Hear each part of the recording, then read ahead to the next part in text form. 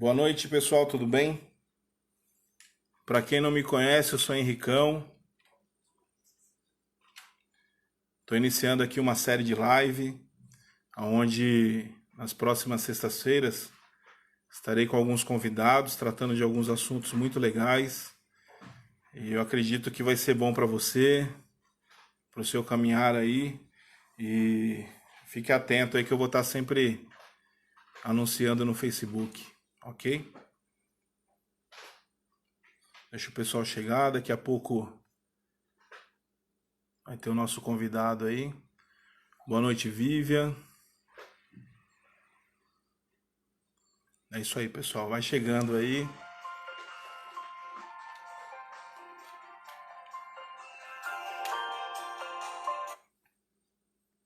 Fala, mano.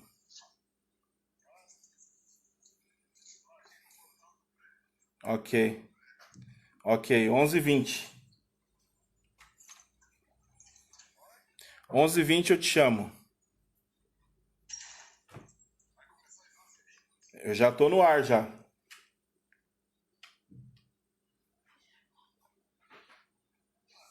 Já. Maravilha, eu já tô falando pro pessoal aqui já.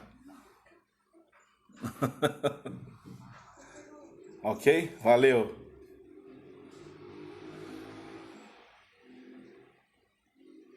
É isso aí, o pessoal tá chegando, estão pedindo informação sobre a live. Vai chegando, pessoal. Boa noite, Missilene Abreu. Boa noite, Missilene. Vivian, boa noite.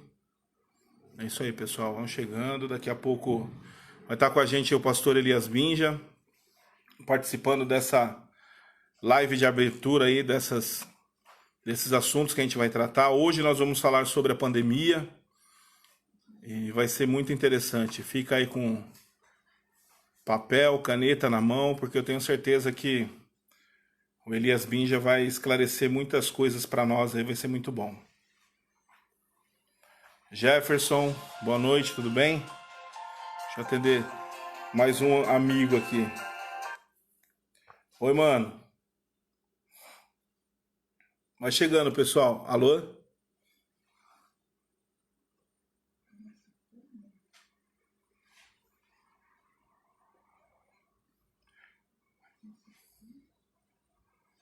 Fala pra ele que eu já tô online. O pessoal tá pedindo informação. É isso aí. Minha irmã, Lucimeire. E aí, Jefferson, como é que você tá? Pessoal, vocês estão me escutando bem?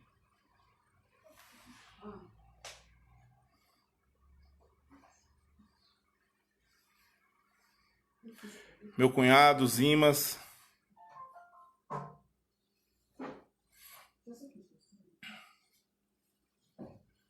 É isso aí, Lucimeire.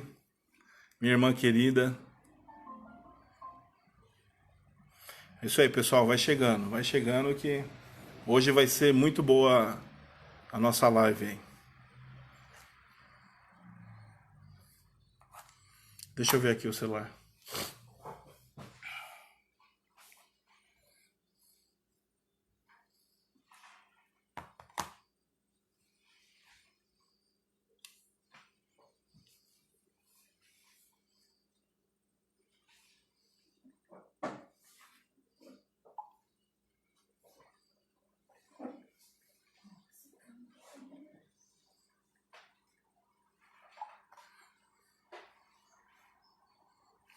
Vande, tudo bem?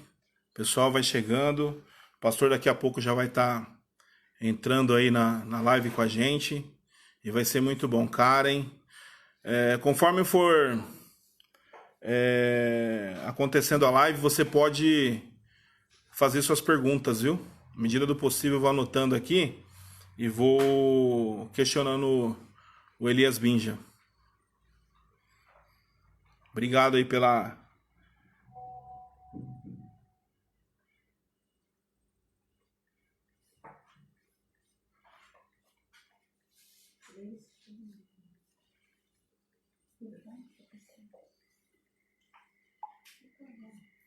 Pessoal, por que que eu tive a iniciativa de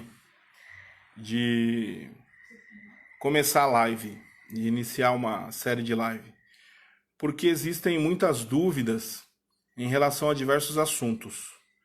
E às vezes a gente fica refém, tendo que ver na internet, YouTube, e eu quero participar, contribuindo da seguinte maneira, trazendo pessoas que são profissionais da área, dos diversos assuntos que a gente vai estar tratando, para poder tirar dúvida, para poder fazer você conhecer mais dos assuntos. Então é importante essa contribuição. Então eu me coloquei à disposição para poder conversar com essas pessoas, para trazer luz ao seu caminhar. Não só um conhecimento teológico para quem é cristão, o trabalho, mas são assuntos que abrangem a nossa vida como um todo.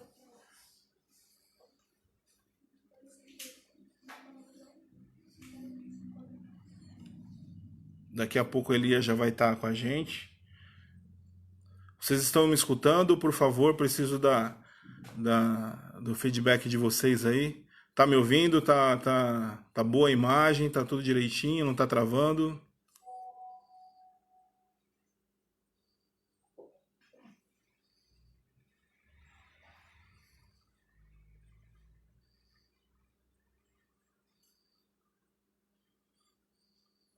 Tô configurando algumas coisas aqui.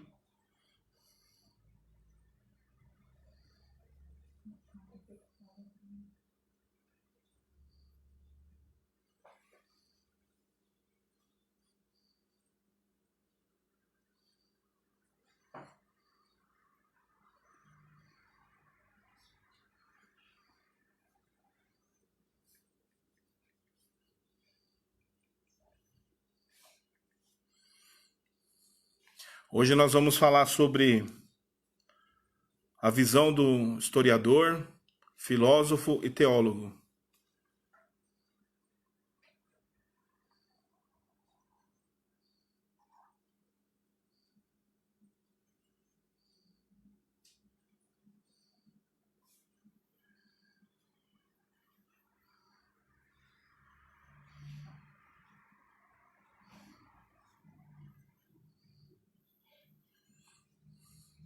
Obrigado, pessoal. O Elias já está aí.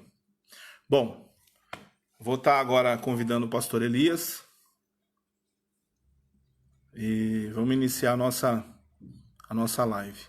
Obrigado, pessoal, por vocês estarem curtindo e assistindo essa live.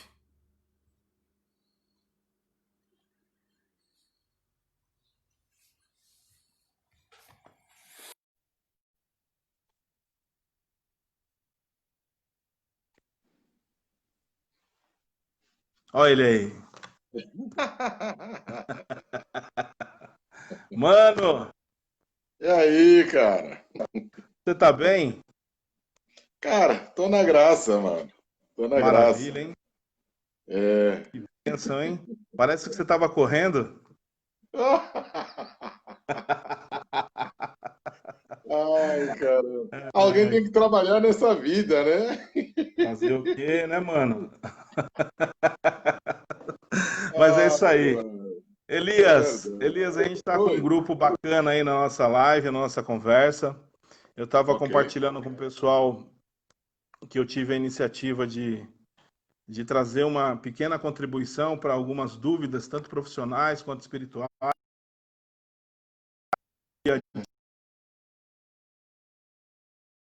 com as pessoas que têm experiência, vivência nas diversas áreas aí que a gente vai Uhum. tratar. Sendo a primeira Ok. live, sendo a primeira live, fico muito honrado de tê-lo aí como meu primeiro convidado, né? Ô, Meu mano. grande Quanta amigo. honra. Quanta E, honra. cara, você é parceiraço. E obrigado por ter aceito esse convite, viu? Ô, mano. Obrigado, cara. Obrigado. Mas é isso. Obrigado. Maravilha. Pessoal, esse daí é o nosso querido e amado Elias Binja, um cara abençoado, pastorzão, amigo nosso. Eu queria apresentar o pastor Elias Binja, ou Elias, falando um pouco do currículo dele. Talvez Ih, vocês.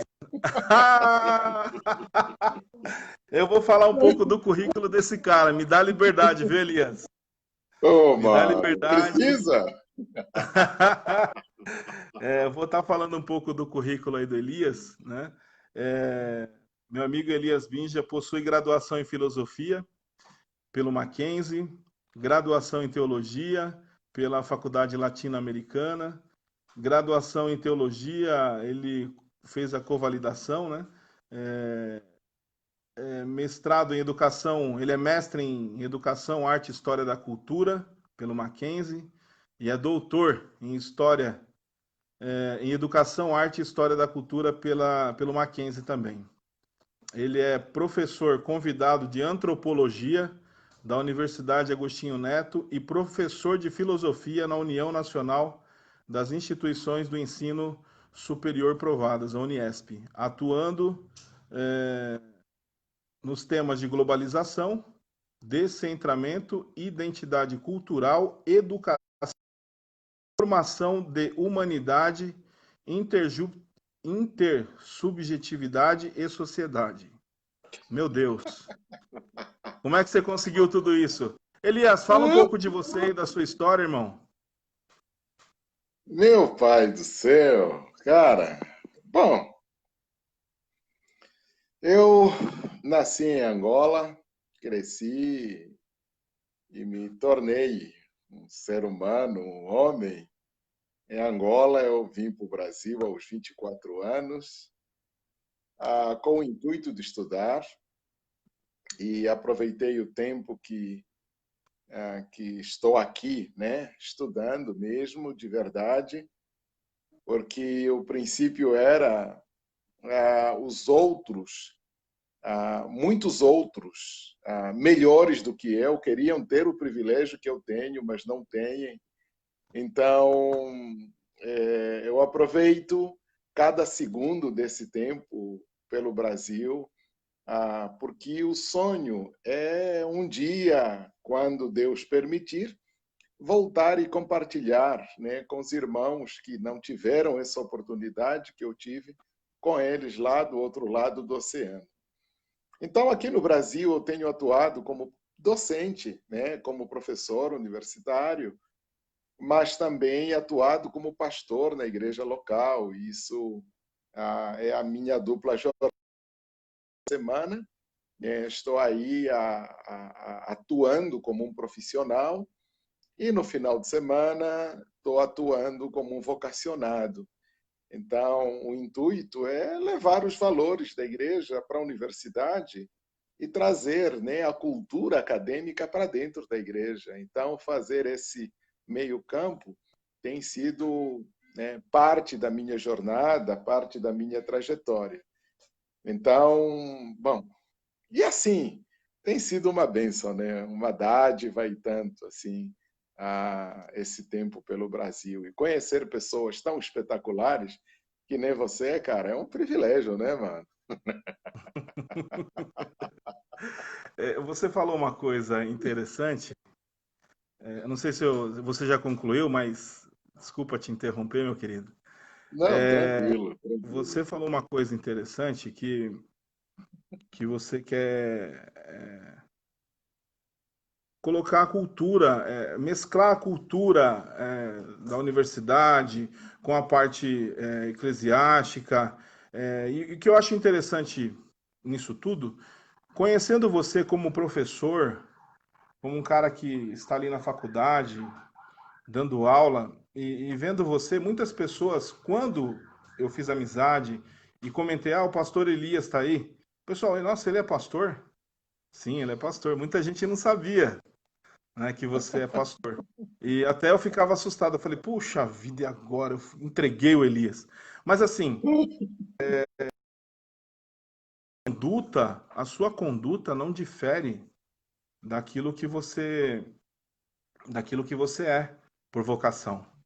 E isso eu achei muito bonito, porque é um exemplo a ser seguido, né? E então eu fiquei muito feliz, porque eu falei, poxa vida, o Elias é um amigo, é um pastor, é um cara que dá aula, e assim, o seu exemplo tem arrastado outras pessoas. E eu vejo o amor dos alunos por você, o carinho, sabe, que tem por você. E isso me deixou assim feliz, porque eu falei, poxa vida, eu tenho um amigo abençoado, um amigão.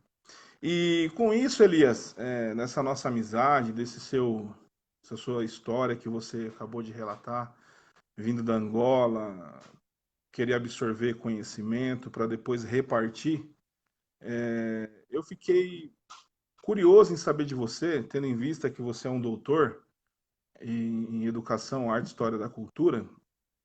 Eu queria saber, já entrando no assunto da pandemia, que foi o tema que a gente colocou, é, qual o impacto da pandemia na cultura brasileira? O que você tem visto em relação à pandemia que tem transformado alguma coisa, que tem mudado alguma coisa dentro do nosso país, da nossa cultura? Eu queria que você comentasse sobre isso. Ok. Bom, sim, Henricão, primeiro agradecer, né, a oportunidade de compartilhar com o seu público, né, um pouco daquilo que eu tenho refletido em torno disso. Quando a gente fala de pandemia, a gente precisa fazer duas distinções. A primeira distinção é a doença em si, né, que é um fato, está aí, é inegável isso, mas, por outro lado, a gente precisa distinguir as questões ideológicas que estão inseridas dentro da própria situação.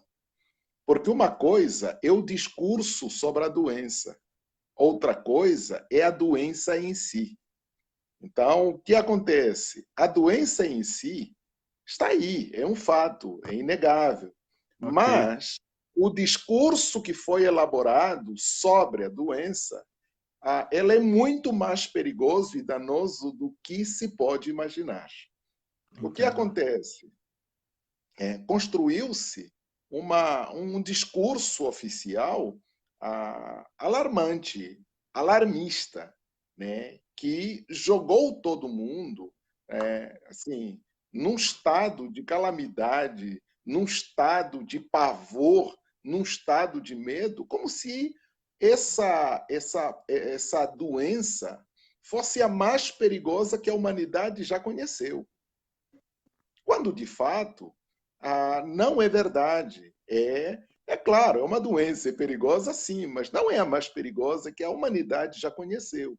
Então, a maneira como se conduz, né, todo o processo e a tratativa para lidar com isso, aí é que a gente percebe que atrás dos discursos existem outros interesses que acabam envolvendo a sociedade de uma maneira extremamente violenta. As questões ideológicas em cima do discurso sobre a doença, e isso é o que adoece a própria sociedade. Então, o que eu percebo? Duas coisas me saltam os olhos. A primeira coisa é a fragilidade do nosso sistema educativo, né? E eu tenho dito, tanto nas minhas aulas quanto na igreja onde eu participo, que eu tenho dito que um povo mal educado custa muito caro aos cofres do Estado, né? A melhor vacina, a melhor vacina até hoje descoberta é a higiene. Um povo não educado não leva em consideração os princípios higiênicos, né? A gente tem exemplos aí ao redor do mundo onde a educação faz o seu papel adequadamente, não precisaram entrar nesses confinamentos ou isolamento social, seja vertical ou horizontal, não importa, não precisaram entrar. Passaram pela pandemia, saíram ilesos, claro, houve perdas, houve, mas não tantas quanto se estima, por exemplo, para nós, né? Onde você convoca o povo para alguma coisa, o povo está se perguntando, mas para quê? Para que serve? Lá, lá, lá. Então, a educação fragilizada está dando sinais de que o Estado precisa gastar muito com a gente. Quer dizer, o dinheiro que deviam investir na educação, agora estão investindo para minimizar os efeitos da doença. Essa é a primeira coisa. É a fragilidade do nosso sistema educativo, né? Então, um povo mal educado, um povo não educado adequadamente, é um povo que custa caro aos cofres do Estado. A segunda coisa que me chama a atenção é a estrutura, que em vez de informar, desinforma as pessoas, né?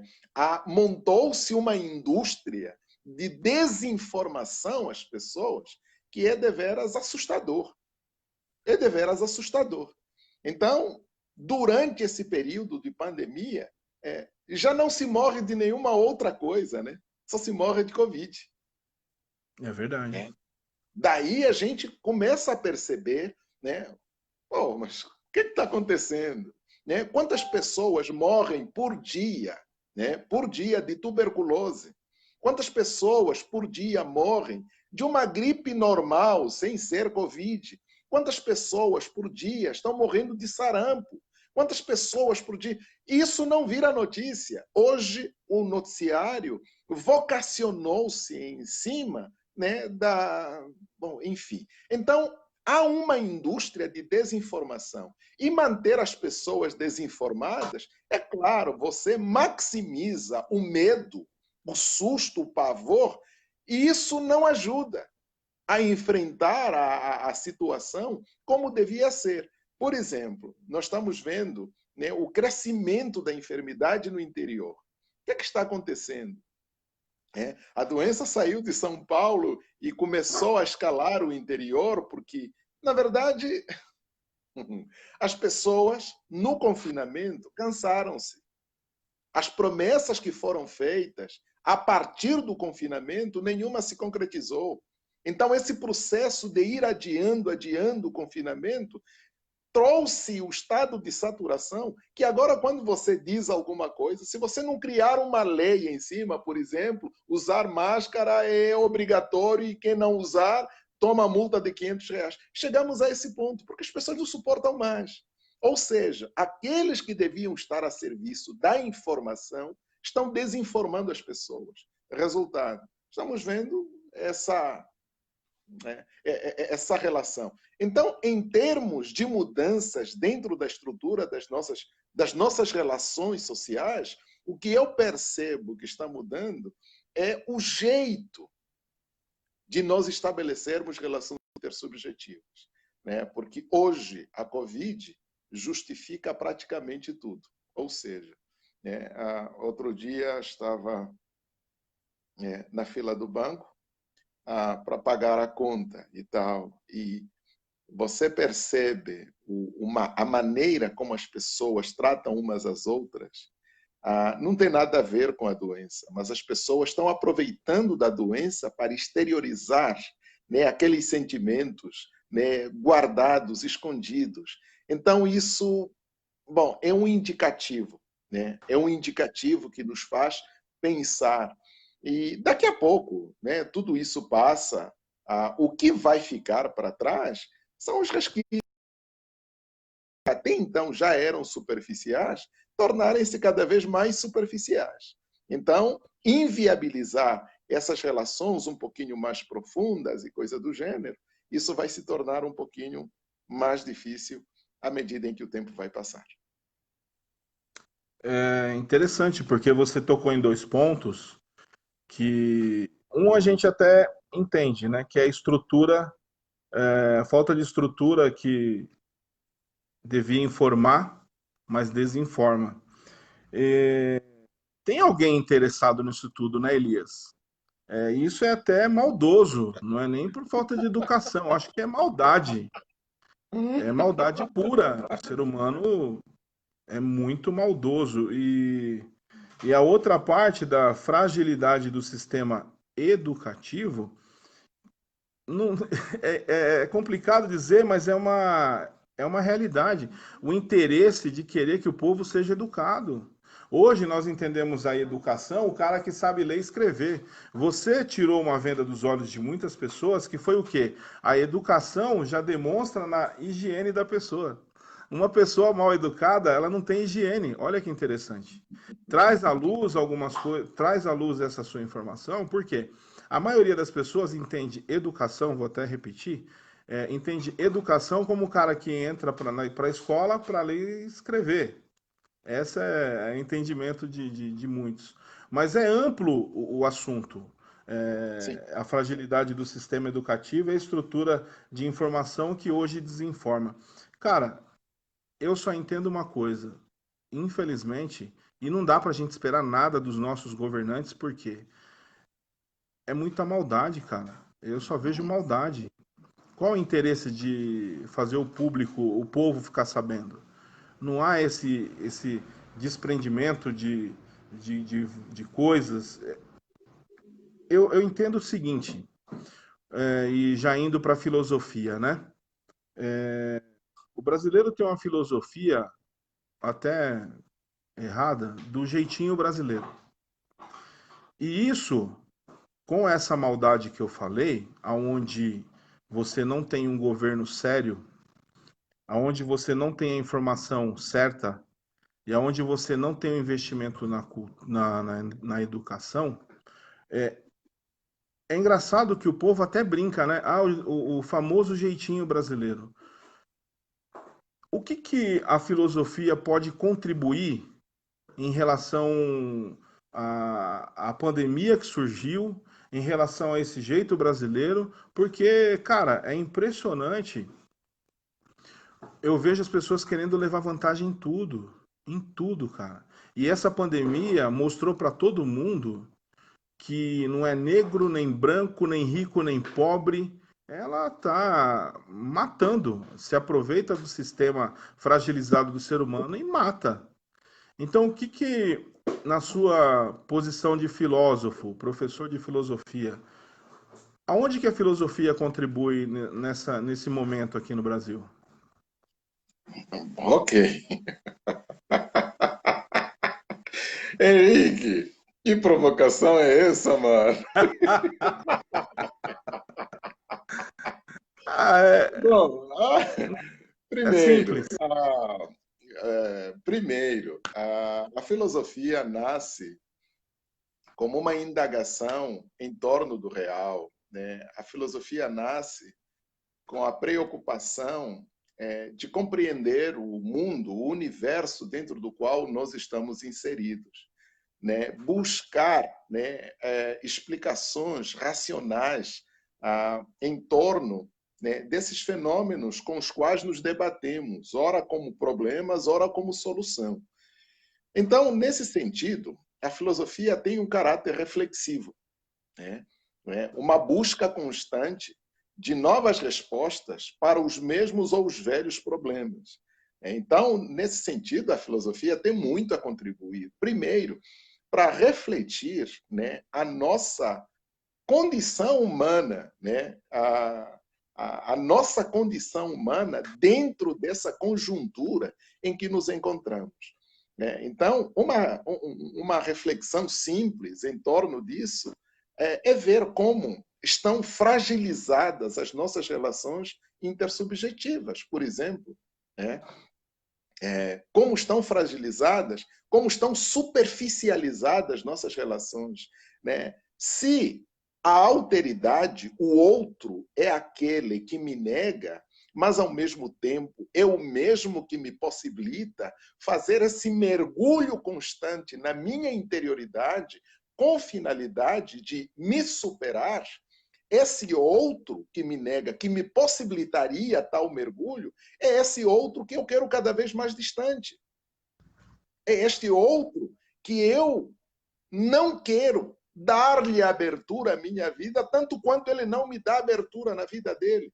Então, qual é a resultante? A resultante é essa, né? Essa fragilização das próprias relações entre pessoas, no sentido de o convívio já não é suficiente para nós acessarmos a vida um do outro, porque nós passamos a assustar um ao outro.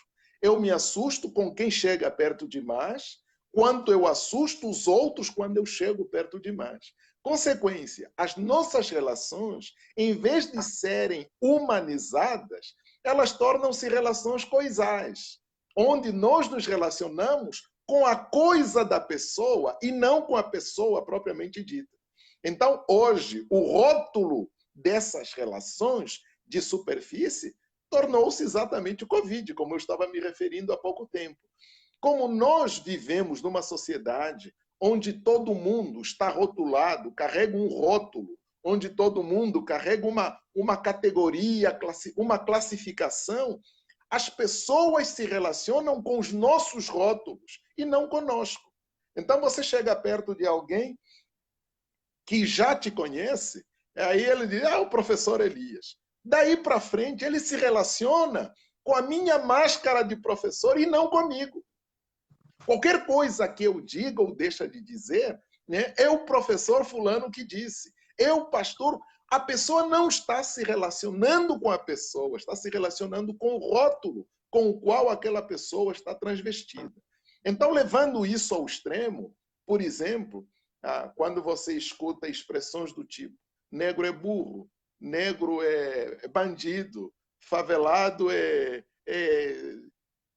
são rótulos com os quais as pessoas passam a conviver e relacionar-se com esses indivíduos nessa dimensão. É claro que isso inviabiliza qualquer construção de sociedade que se quer digna, que se quer equitativa, ou que se quer sábia, educada, como os antigos, né, preconizaram a respeito da educação.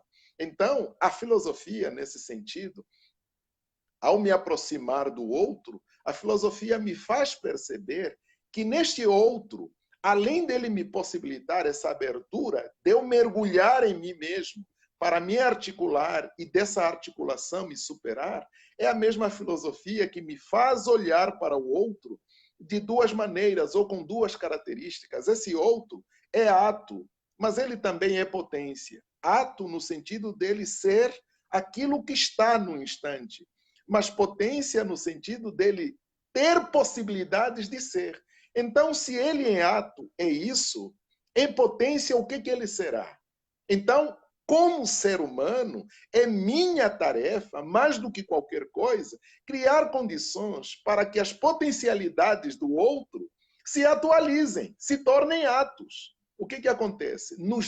Nos distanciamentos, eu não viabilizo que as potencialidades do outro se atualizam. Consequência, é claro, criamos essas relações de patifaria, né? Aí você diz, porque os políticos são isso, assado cozido. Na verdade, não são os políticos só, porque políticos somos todos. O problema é que esses políticos não chegaram lá sozinhos, né? Eles não se autovotaram para estarem onde estão. Eles chegaram lá porque nós votamos neles. Então, eles só se tornaram aquilo que são porque eles são reflexos daquilo que nós somos enquanto povo. Então, a mudança que nós requeremos lá, ela tem de partir de nós, porque nós é que temos que imprimir isso. Nesse sentido, a filosofia tem muito a contribuir nessa Então, reflexão. nós somos a base, né? Nós somos a Claro, base que acaba refletindo nas ações desses políticos, né? certamente, amigo, certamente. E como que você, como filósofo, o que que você acha que... Qual a sua opinião em relação à mudança disso tudo, Elias? Tirar essa pandemia que existe, não só do Covid, mas da maldade do homem em deixar o outro homem escravizado sem conhecimento nenhum. Porque você falou do rótulo, que a pessoa se relaciona com o rótulo. É bom ter título, não é ruim, é gostoso. Quando você recebe alguma coisa, não vou ser, não vou falar para você que eu não gosto de receber título. Quem é que não gosta, né? De ter o reconhecimento. Agora, por outro lado, vem a ganância, aí já tem Enfim, Elias, o ser humano não sabe lidar com as conquistas, que aí ele se acha superior aos outros, Como resolver isso? Bom, é assim. Me parece muito coerente o pensamento de alguns filósofos, bom, enfim, há toda uma tradição aí atrás que antecede o que eu vou falar. Por exemplo, ah, quando nós estávamos comemorando a chegada das luzes no iluminismo, né? Aí toda essa cultura francesa, Diderot e Companhia Limitada, estavam celebrando a chegada, né, das luzes, ok? Porque agora a humanidade atingiu a maturidade, coisa do gênero. Ao mesmo tempo, nós temos vários pensadores que estão dizendo que, na verdade, essa coisa que vocês estão chamando de luzes são trevas. Entre eles, ouso chamar a razão o pensamento de Rousseau. Jean-Jacques Rousseau fez uma denúncia ácida e crítica, àquele modelo de sociedade que estava nascendo naquele contexto, onde desloca-se, como fundamento estrutural de uma sociedade da família para o indivíduo. Essa construção social do eu, né? O eu enquanto a afirmação da individualidade, mas de um indivíduo atomizado, um indivíduo descolado dentro dessa estrutura social. Isso começa, né, com a modernidade. É claro que o que a gente está vivendo são apenas os desdobramentos dessa construção, dessa individualidade, ou desse individualismo, porque virou uma filosofia, isso no século XX e se estende até os nossos dias. Qual é o problema que isso trouxe? É que isso nos tirou o privilégio de nos pensarmos como partes de um todo. Nós não temos consciência de grupo. As nossas relações ou os nossos ajuntamentos, eles são muito mais reflexos de um ajuntamento, ou melhor, de uma associatividade do que propriamente de uma comunidade. A noção, a consciência de comunidade, ela se perdeu na modernidade e construímos essas reuniões associativas, onde nós estamos juntos, não porque temos um projeto comum, estamos juntos simplesmente porque nós precisamos um do outro. Então eu me aproximo do outro porque eu preciso dele. Tão logo que eu estou satisfeito, da mesma forma como eu me aproximei, eu me afasto. Então, assim, em termos de entendimento, de mudanças que precisam, nós precisamos começar a pensar e a construir essa consciência de grupo. Nós não somos... bom, talvez eu estou sendo muito africano ao dizer isso, porque nós, os africanos, carregamos isso com uma força muito violenta, no sentido de que eu não sou eu, independentemente do outro. A maldade que eu faço no outro, na verdade, eu não estou fazendo só nele, eu estou fazendo também em mim. Essa consciência de que roubar o dinheiro público, na verdade, eu não estou prejudicando o público para me autobeneficiar. Na verdade, eu estou amaldiçoando o grupo inteiro, porque os danos, os prejuízos, as consequências desse jeitinho brasileiro, ele me favorece apenas no instante, me favorece apenas naquela hora. Só que eu não preciso só naquele instante, e nos instantes seguintes. Então, essa coisa de tirar vantagem, de tirar proveito, isso é reflexo dessa perda do grupo, da unidade, essa perda dos laços, dos vínculos. Então, se temos que fazer um trabalho de casa, a gente precisa revisitar a nossa própria consciência e tentar resgatar essa coisa de esse princípio de solidariedade, essa coisa que nos liga uns aos outros, porque ninguém é descolado, como os filósofos do individualismo tentaram construir. Nós não somos descolados, nós não somos átomos sociais, porque as relações, o nosso modo de ser e estar na existência, ele nos vincula a tudo o que fazemos aos outros. E o que os outros fazem, querendo ou não, reverbera a nós. Bom, enfim.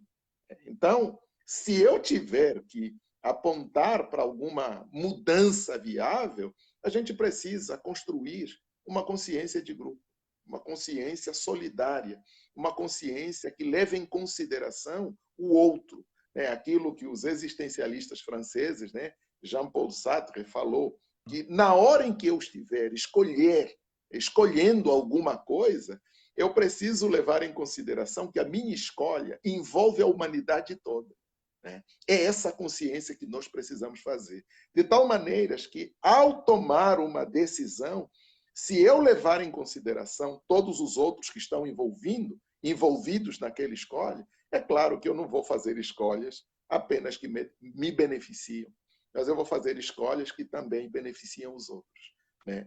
Por exemplo, eu às vezes brinco, né, e até com certa razão, quando digo temos um defeito enquanto brasileiros, e aí eu me incluo, nós temos um defeito, e o nosso defeito é que nós não temos projeto de nação. Nós temos projetos de corporações, de instituições, de multinacionais, temos projetos de empresa, mas nós não temos um projeto de nação. Me mostre um projeto de nação brasileira. Não existe, porque nós perdemos a consciência de grupo. Então é cada um puxando a brasa para sua sardinha e salva-se quem puder. É isso que a gente assiste. Você fala consciência de comunidade, né? Claro. O que eu conquisto não é meu, é nosso. É nosso. Associativa, né? Tem a comunidade associativa, que o cara conquista para si e não para os outros, né? De fato, Ele eu usa acredito o que grupo, ele usa o grupo usa o grupo. para ter conquistas pessoais. Isso. Isso é sociedade associativa. Ele não conquista para dividir com o grupo, né? Ele Não, usa o ele grupo. usa o grupo para conquistas pessoais. Né? A Então gente precisamos assiste mudar e isso. muito, né, Elias? Precisamos estudar, questionar, para poder transformar. Né? É o que a Com gente aprende certeza. lendo a Bíblia, né? Já partindo para a parte teológica. Jesus ensinou muito bem isso, que aquilo que ele conquista em relação a um não é só para um, é para todos. E esse ensinamento foi perdido, porque eu vejo muito cristão hoje indo entregar a marmita, e quando entrega a marmita, pega o celular e tira uma selfie entregando a marmita. É... Eu acho tão esquisito, mas tá valendo, fez a parte, mas é tão estranho esse tipo de divulgação, né? Eu acho que tem Verdade. pouco de divulgação real de evangelho, mais promoção, né? Se autopromover. Mas é assim, isso acaba revelando o que a gente está vivendo. Eu entendo que a grande massa ela acaba sendo controlada. E os poucos que controlam não quer saber de liberar conhecimento, no entanto que você vê que parece que estão querendo eliminar filosofia, sociologia.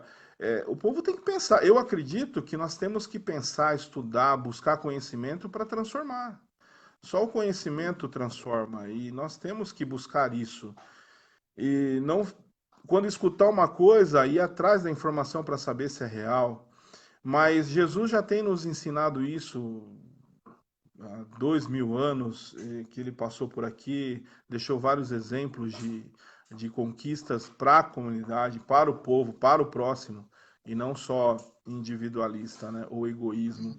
Elias, a gente tem visto, em meio a essa pandemia, parece que houve um despertamento no povo, um despertar assim na população em relação à Bíblia, às profecias, ao que está escrito no livro do Apocalipse, o fim dos tempos, é a pandemia, agora vem gafanhoto, e daqui a pouco teve o tal do ciclone bomba, e aí o mar está invadindo as casas, enfim, o pessoal está começando a ficar com medo. E, cara, na parte teológica, você como pastor, Eu acredito que a gente está vendo junto também o povo com muito medo, muito temor. Que tipo de mensagem você traz para nós, isso já na parte teológica, você explanar aí para a gente isso tudo que tem acontecido e deixar uma mensagem para nós, Elias, de esperança, porque o intuito também dessas lives é alimentar as pessoas no quesito da esperança, porque muita gente está desesperançada, desesperada. Eu até entendo que pessoas perderam empresas, emprego, as pessoas estão sem saber para onde caminhar, as coisas estão acontecendo e a notícia que a gente vê na televisão são só notícias ruins. Então, teologicamente, uma explicação teológica, você sendo pastor, e como pastor que cuida de ovelhas, qual a mensagem que você deixa para a gente, Elias? Fique à vontade, meu irmão. Bom, gente, bom, vamos já por Jesus. A primeira coisa que chama atenção na vida de Jesus é a simplicidade. Jesus é simples. Sendo filho de Deus, criador de todas as coisas, ele viveu de modo simples, né? Não fez nenhum tipo de ostentação, né? Como acontece, né? Nessa sociedade do espetáculo em que nós estamos vivendo. Jesus vivia do estritamente necessário. Nós hoje vivemos do estritamente desnecessário, né? Então, a gente inverteu a lógica, Elias, né? Elias, Então, isso é um feedback, né? Você está dando um feedback para os cristãos, né?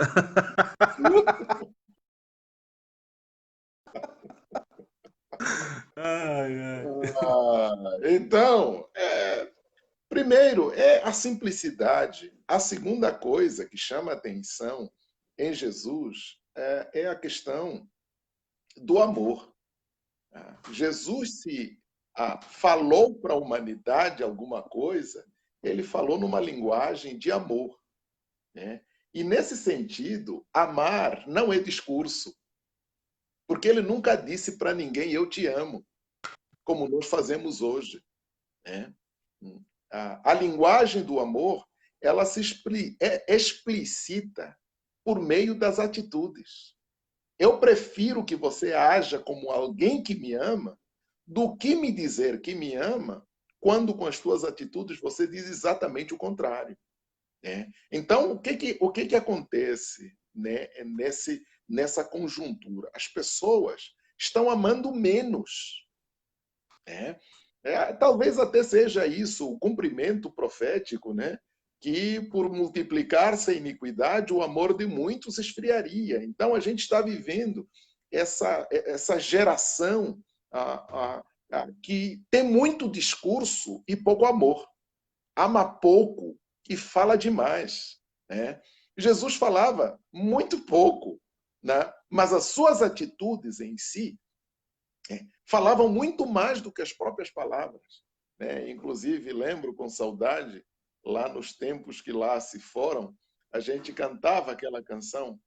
Há momentos em que as palavras não resolvem, mas o gesto de Jesus mostrou ao mundo inteiro o que é amar, né? Então, Jesus não precisou dizer para as pessoas, eu vos amo, eu vos amo, eu vos amo. Não, Jesus apenas agiu como alguém que ama, né? E o seu gesto ecoa a história toda, né? Essa é a outra coisa. A terceira coisa que eu queria destacar é a seguinte: nós temos uma noção de existência que precisa ser recalibrada, né? Está descalibrada, no sentido de Jesus nunca disse para nenhum dos seus seguidores que o barato da vida se resume aqui.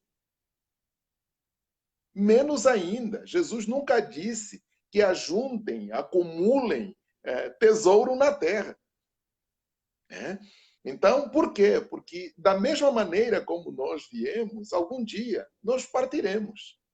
O manifesto é que tudo que nós encontramos, nós havemos de deixar. Mas a maneira como nós vivemos, fundamentalmente nas últimas décadas, no último século, né, no século em que nós estamos, as pessoas vivem como se isso fosse o fim de tudo. Então, acumular, né, enquanto exigência dessa cultura capitalista e tudo mais, tornou-se um princípio fundamental e as pessoas perderam a noção de dividir com alguém. Né? Porque quando Jesus diz ajuntai tesouro no céu, como é que eu vou jogar tesouro no céu? Ajuntar tesouro no céu se resume, na verdade, nessa partilha. Faça do outro prioridade sobre você, assim como ele mesmo fez. Então, à medida em que eu assumo a necessidade do outro como se fosse minha, e eu dou o melhor que posso para suprir aquela necessidade, como se eu suprisse a minha, é justamente isso, o ajuntar tesouro no céu. O que acontece? Nós estamos vendo pessoas à nossa volta morrendo aos borbotões e a gente não está nem aí. Quando muito encontra uma justificativa, até às vezes estapafúrdia, para a gente se furtar de ter que assistir o irmão, de assistir a pessoa que está precisando do nosso auxílio, né? Do tipo, não, isso é maldição hereditária, isso aí. Não, então, maneira da pessoa se furtar de ter que fazer alguma coisa que vá ao encontro daquele necessitado. Né? E aí a parábola do bom samaritano é o exemplo. Né? O cara chega, vê o sujeito jogado no chão, ele conhece quem é esse sujeito? Não conhece. Mas o cara para a sua agenda, agacha para assistir aquele sujeito, levanta o sujeito, o transporta até esta laje e deixa o sujeito nas melhores condições possíveis. O cara está agindo como se... Né, ele está fazendo aquele moço semi-morto o que ele gostaria que alguém lhe fizesse se estivesse no lugar dele. Né? Então, essa capacidade que os outros chamam de empatia, a capacidade de se colocar no lugar do outro e fazer no outro o que a gente gostaria que alguém nos fizesse se estivéssemos naquela situação, é isso que se perdeu dentro do evangelicalismo de forma geral. Então, o que nós estamos celebrando, a celebração da vida e coisa do gênero, na verdade, Jesus nunca mandou a gente celebrar isso. E aí, quando acontece a morte, aí a gente fica desesperado porque eu perdi um ente querido. Quem disse que você perdeu um ente querido? Quem foi que nos disse que a gente perde entes queridos? E às vezes até a gente culpa a Deus, né, pelas mortes. Né? Nós fazemos tudo errado e depois jogamos a responsabilidade para Deus. Bom, enfim, qual é a palavra que eu deixaria para os meus irmãos que me ouvem? Primeiro, esses fenômenos que estão acontecendo à nossa volta, na verdade, chegaram para nós hoje. Mas eles coexistem com a humanidade já faz algum tempinho. Né? Os gafanhotos sempre existiram e sempre fizeram arruaça em vários cantos do mundo. Certo? Só que nunca chegou para nós. Né? Só que agora chegou a nossa vez. E aí a gente vai para a Bíblia, quer encontrar respostas, e às vezes até fazendo hermenêutica abusiva das Escrituras. Né? Houve lá um tufão, seja lá o que for, lá em Santa Catarina. Cara, isso acontece todos os anos nos Estados Unidos. Né? Acontece todos os anos lá na Ásia, no extremo asiático. Lá acontece os anos... Bom, no Japão acontece praticamente todos os dias, né? No entanto, fazer uma interpretação leviana das Escrituras aos dissabores do que nós estamos passando, isso é um uso abusivo das Escrituras. E nós temos uma tendência natural de fazer isso. Agora, que o fim vai chegar, nós acreditamos que vai chegar mais cedo, mais tarde vai chegar. Se não chegar para todo mundo, pelo menos para cada um vai chegar. Daqui a 100 anos, provavelmente nós não estaremos aqui. E aí a pergunta é, quando essa luz se apagar, quem do outro lado nos dará boas-vindas? É isso que nós não fazemos. Né? Porque, de duas, uma. Jesus aguarda os seus do outro lado, né? Você é fogo, cara. Claro! Jesus aguarda os seus do outro lado. Agora, é aquilo. Vinde benditos do meu Pai, possuí por herança o reino que vos está preparado desde a fundação do mundo. Agora, essas palavras serão ditas a todos? Não, de maneira nenhuma. Não serão ditas para todos. Serão ditas para alguns. Agora, quem são esses que vão ouvir essas palavras de boas-vindas? Bom, alguns poderiam pensar que são os pregadores. Não. São os caras que fizeram e aconteceu. Também não. Porque Jesus até conta, né, num dado momento, que naquele dia muitos me dirão, Senhor, em teu nome fizemos, aconteceu. E o Senhor vai lhes dizer, cara, eu nunca vos conheci. O critério de decisão hoje é nos parecermos com Ele, é sermos como Ele, é viver como Ele viveu, é falar como Ele falou, é agir como Ele agiu, é sentir como Ele sentiu, ou seja, sermos como Ele foi, como Ele é. Ponto. Essa é a condição que nos dará acesso às boas-vindas do Senhor Jesus. Do contrário, amigo, você pode juntar riqueza, pode fazer e acontecer. Amigo, isso aí só serve enquanto você estiver aqui. Daqui a pouco as luzes se apagam e você vai ter que deixar tudo. Só que do outro lado as coisas continuam. E daí? Então, uma palavra amiga para as pessoas que perderam coisas, enfim. Meu irmão e minha irmã, você que perdeu coisas, acredite, as coisas que você perdeu, você pode readquiri-las. O mais importante é a vida que o Senhor te dá todos os dias ao acordar. Agradeça por isso e lute para reaver as coisas que você perdeu. O Senhor vai te dar forças, o Senhor vai te capacitar, o Senhor vai te dar estratégias para você reaver. Agora, é momento de refletir. Por que essas coisas se perderam? De repente, você não está sendo um bom gestor. Você é um mau gestor. É hora de você aprumar os seus passos para que eventualidades como essas não te peguem de surpresa, não te peguem desprevenido. O sistema é perverso? Sim, é perverso. Mas existe maneira de viver com decência e construir alguma coisa que sobrevive às intempéries. Então, meu conselho é: perdeu as coisas? Não se preocupe, agradeça pela vida que você tem. Enquanto o Senhor te der saúde, você terá condições de reaver o que você perdeu. Agora, meu irmão, seja escrupuloso. Seja escrupuloso, seja um cristão de fato, porque às vezes, né, a crise do cristianismo contemporâneo é que nós somos cristãos na igreja. No trabalho, nós não somos cristãos, né? Nós somos cristãos no templo, mas na nossa empresa a gente não é cristão. Então, se todo mundo está sonegando, a gente também sonega. Se está todo mundo tirando proveito, vantagem, a gente também tira. E aí a gente nega a nossa fé com as nossas atitudes na empresa. De repente você perdeu. Está na hora de fazer uma reflexão. Se o Senhor te deu ainda a vida e te deu saúde, com certeza Ele pode te dar muito mais do que você já teve. Mas para isso é preciso parar, fazer um autoexame, uma reflexão cuidadosa a respeito disso. E Deus te abençoe, querido.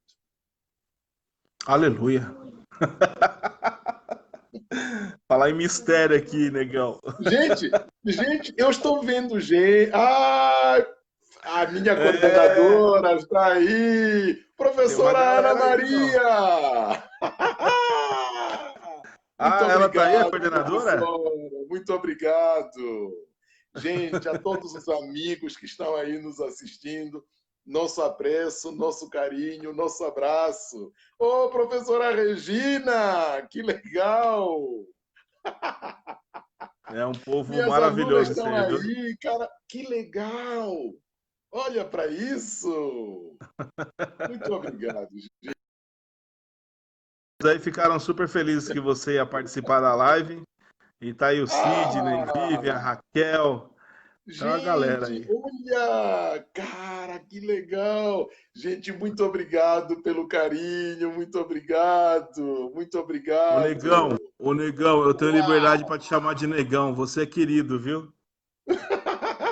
Já fez! Já... Adolar, olha os lagos. Fala, tchê, meu amigo. Ei, caralho. Porecatu, meus irmãos de Porecatu, que alegria! Legal, legal, legal. Elias, Ah, Elias, a gente vai finalizar aqui a nossa live. Eu agradeço você aí por ter aceito o convite. Muito obrigado. Acredito que vamos ter outra oportunidade, né, irmão? Quero que você participe de outros assuntos aí. E obrigado muito obrigado. para todos que participaram, mandaram mensagem. Obrigado mesmo. É a minha primeira live, estou aprendendo e estou feliz pelo resultado, as pessoas participando, mandando mensagem. Poxa, que bacana, viu? E Elias, muito Ah, obrigado, viu? Você é gente, maravilhoso, cara. Obrigado por essa mensagem, pelo ensino. Aprendemos bastante e até a próxima. cara, Henricão, muito obrigado a você pelo convite. Obrigado a todos os amigos, a todos os irmãos, aos colegas de trabalho, aos colegas de ministério. Os meus sinceros agradecimentos por essa estima, por esse carinho que vocês manifestam à minha pessoa. Muitíssimo obrigado. Deus abençoe a todos. Tenham uma boa noite de descanso e que a vida continue. Vamos ser otimistas, porque o melhor ainda temos por resolver e está por vir. Deus vai nos dar força para fazermos isso. Muito obrigado. Muito Glória a obrigado. Deus. Um Muito forte obrigado. abraço. Deus abençoe a todos. Obrigadão, gente. Abraço, amigão. Valeu. Valeu. Falou, Elias. Falou.